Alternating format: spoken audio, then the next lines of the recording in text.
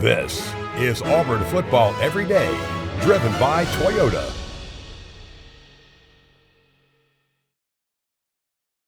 Welcome to Auburn Football Everyday. I'm Andy Burcham. On the show, we're going to take a look back at Auburn's dramatic win at Cal. I sit down with retired Lieutenant General Ron Burgess. Carnell Williams is mic'd up, and we'll preview the homecoming matchup between Auburn and Samford. But first, let's go into the Auburn locker room after that thrilling win against Cal. How long you got to play this game? 60 minutes. All of them sometimes. Listen to me, man. So, you dadgum defensive coaches and players. Every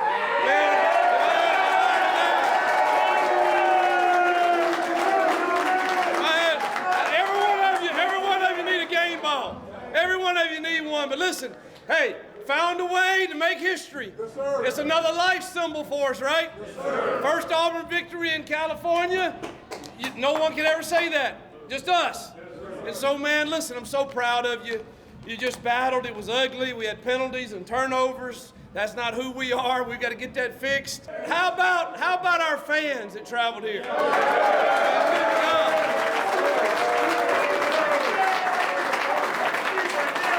Last thing, listen, that don't happen many places now. That don't happen many places, and so you be sure every chance you get that you tell them in your interviews, when you see them out there, when we go to the bus, be sure you tell them how much we appreciate that. That ain't normal now in this day and time.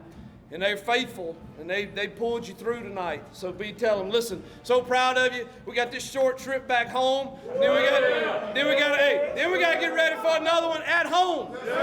1, 2, 3, 4, 4.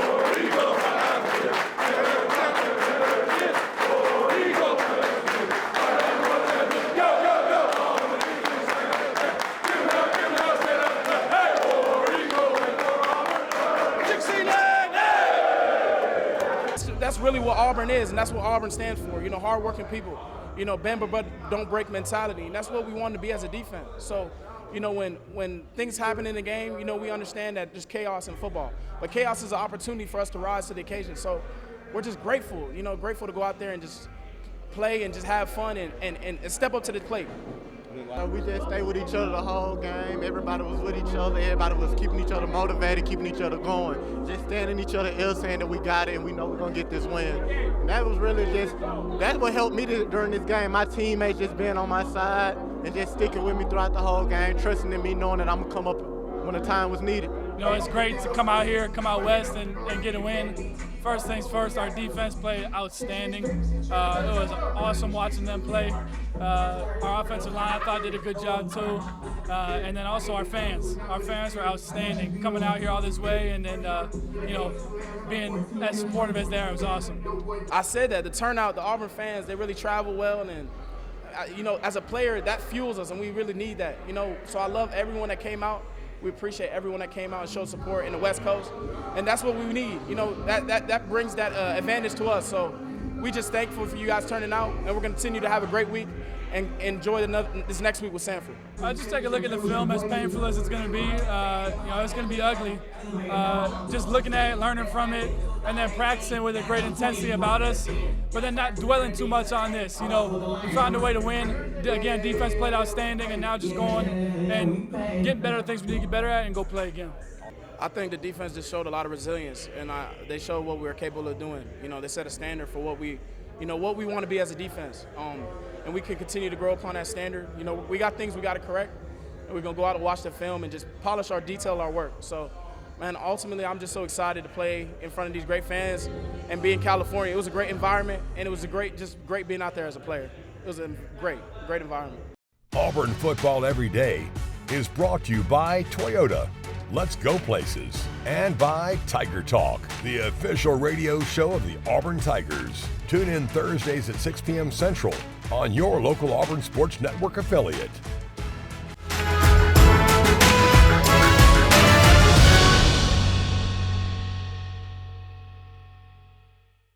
Welcome back to Auburn Football Everyday. Well, Auburn improved to 2-0 on the season with that win at Cal. Let's take a look at the highlights presented by Truckworks. End over end to the end zone. Battie, 4 yards deep, will bring it out. to the 10. He's to the 15. He's across the 20 and taken down at the 23-yard line. Auburn rushes 5. And Finley's taken down at the 25.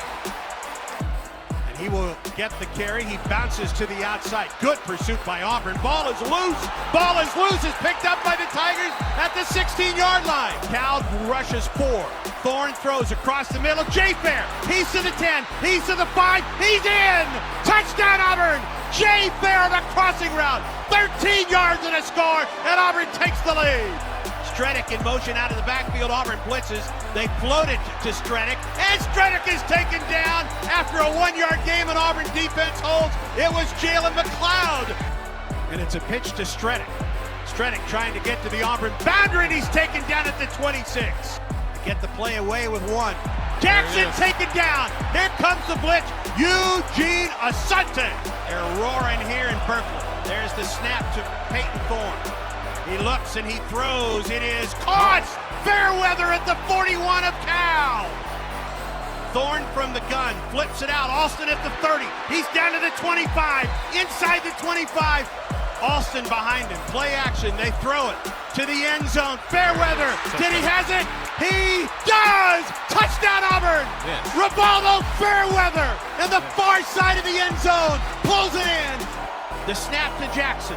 He's pressured. He throws to the end zone. It's picked off in the end zone. Picked off in the end zone. DJ James. Handoff goes Alston. He's got the first down. He's across the 30. He's out to the 35. As our buddy Rod Bramlett would say, night. 5, 4, 3, 2, 1. That's an Auburn Tiger winner. Auburn 14, Cal 10. Woo, what a game. Buddy, you're not kidding. I pray you stayed up with us tonight. Yeah. Auburn goes to 2-0 on the season. Home to face Samford next weekend. Auburn 14, Cal 10. Championship moments. Celebrating Auburn's 1983, 93, and 2013 football teams is presented by Yellowwood brand pressure-treated pine. If it doesn't have that yellow tag, you don't want it. On October 16, 1993, Auburn hosted the Florida Gators in what would become an instant classic. After a back-and-forth game, the two teams were tied at 35 late in the fourth quarter. With 1:21 left on the clock, it came down to the leg of Scott Etheridge. Waiting for the snap, the spot, kick away, plenty long, kick is good! It's good! Etheridge, at a minute 21 in the ball game, has kicked it through.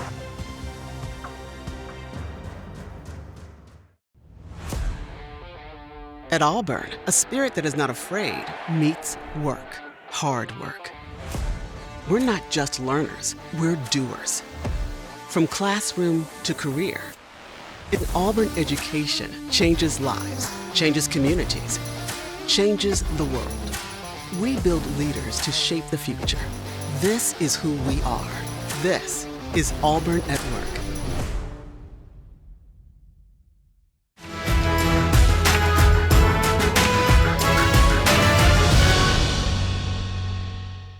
Welcome back on Auburn Football Everyday. I'm Andy Burcham. Recently, I had a chance to sit down with Auburn's outgoing Chief Operating Officer, retired Lieutenant General Ron Burgess. You can listen to the entire interview at the Talking Tigers podcast, and it's soon coming to WarEagle Plus.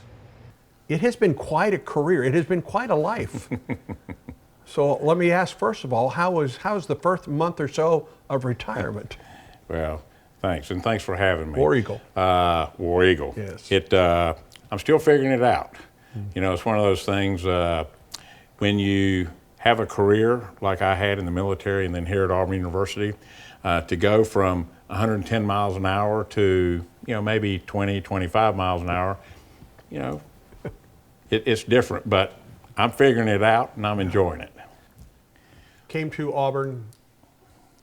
You ended your career at Auburn partially working with athletics.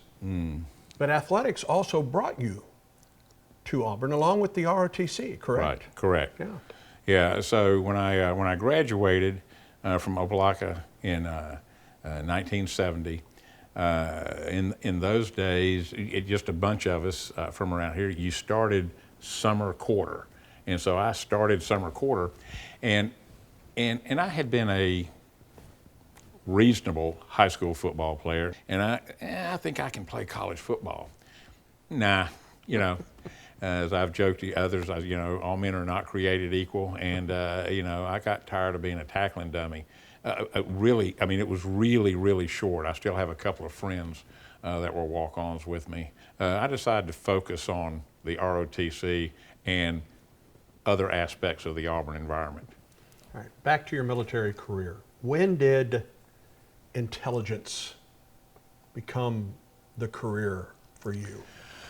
So I hadn't really thought about what I wanted to do in the military. I told you I thought about flying a little bit. But it was an ROTC summer camp, Fort Bragg, North Carolina. And the TAC officer for the company that I was in the TAC officer was happened to be a military intelligence captain who was in doing ROTC duty at Clemson. I said, this kind of fits with what I would like to do. And so when I came back from summer camp is when you fill out all the paperwork, everything on what you want to do, what branch you would like and all that. And because of that individual mentoring me and talking to me, I said, I think Intel would be what I'd like to try. And that's what the Army gave me when I came out. Eventually, the Principal Deputy Director of National Intelligence from January of 2009 to February of 2009, and then in March, the 16th Director of Defense Intelligence.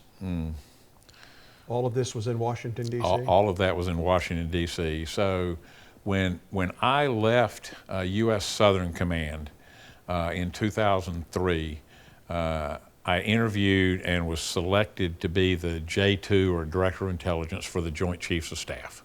So I was on the Joint Chiefs and I served the other chiefs, to include the Chairman of the Joint Chiefs and the Secretary of Defense as the J2. By the time you get to the Pentagon, how often are you interacting with the President? So the President, in my initial job as the J2, not much. That's the job for the Chairman of the Joint Chiefs and for the Vice Chairman and for the Secretary. I'm ensuring that they've got what they need as they interact. I had, episodic interaction, but it was really on the periphery as the J2 for the Joint Chiefs. It wasn't until I moved in 2005 to the Director of National Intelligence that kind of changed for me. What presidents did you serve? I served both President Bush and President Obama. What did and what does Auburn mean to retired Lieutenant General and former COO at Auburn University? What does Auburn mean to Ron Burgess? Auburn is an amazing place. I know that Auburn, whether it be the foundation that it helped set, whether you want to throw the creed out there and think about that, and I do think about the creed from time to time, just those relationships that you form while you're here, they really do last a lifetime. Auburn Football Everyday is brought to you by Blue Cross and Blue Shield of Alabama. We cover what matters. And by WarEagle Plus, coming this fall.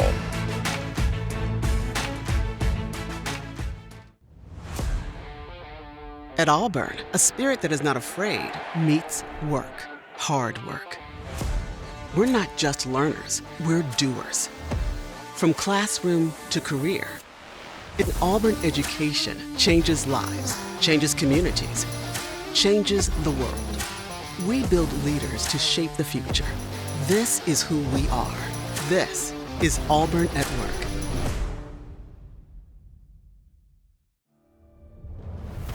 WarEagle Plus. It's your team on your time. WarEagle Plus takes you inside the planes with premium content you'll find nowhere else. Do this for Auburn! In-depth features, interviews, and the stories of Auburn women and men as they fly down the field. Auburn wins! And soar on to victory. Coming soon, more of your Auburn Tigers with WarEagle Plus.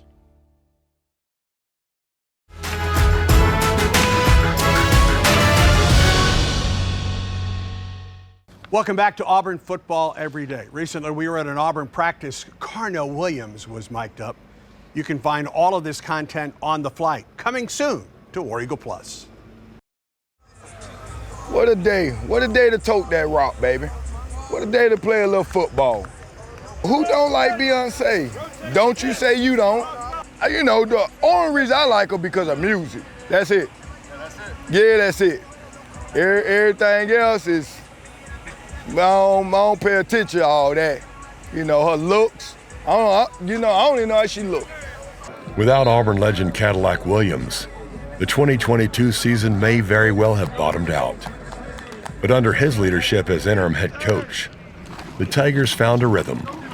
This season, Williams looks to build on that momentum as the associate head coach on Hugh Freeze's first Auburn staff.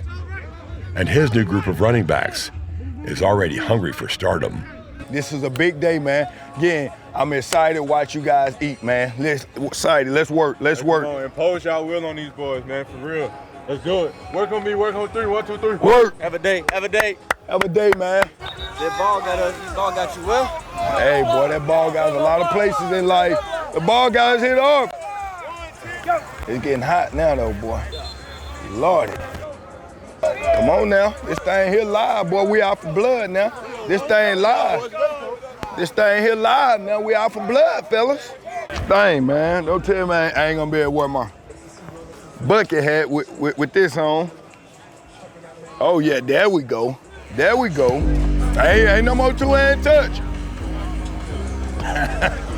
We are backed up. Most important thing is ball protection. First down runner. We want to get a first down here.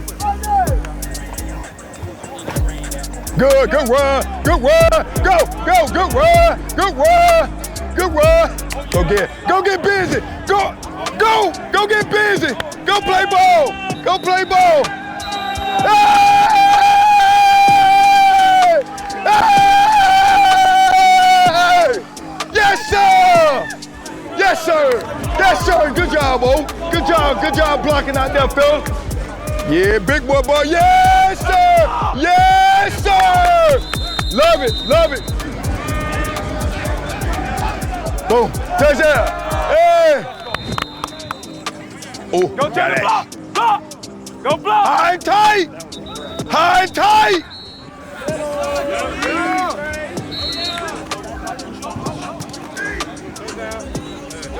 Boom! Hey, nice! Good work! You guys are ready for this, man. The way you guys practice, the way you guys approach it, man, do not change anything, man. Let's continue to grind, let's stay hungry, let's be the light. Let's be that light that this team needs, man. Let's lead, fellas. So again, not a bad day at all, man. Not a bad day, man. Proud of you guys. Now go take care of your body, man. Fan day is here, man. Hey, tell the old fans thank you for freaking, man, supporting us, like Coach say, making this the best environment in college football. Family on me, family on 3, 1, 2, 3. Family. WarEagle Plus. It's your team on your time. WarEagle Plus takes you inside the plains with premium content you'll find nowhere else. Do this for Auburn! In-depth features, interviews, and the stories of Auburn women and men as they fly down the field. Auburn wins! And soar on to victory. Coming soon, more of your Auburn Tigers with WarEagle Plus.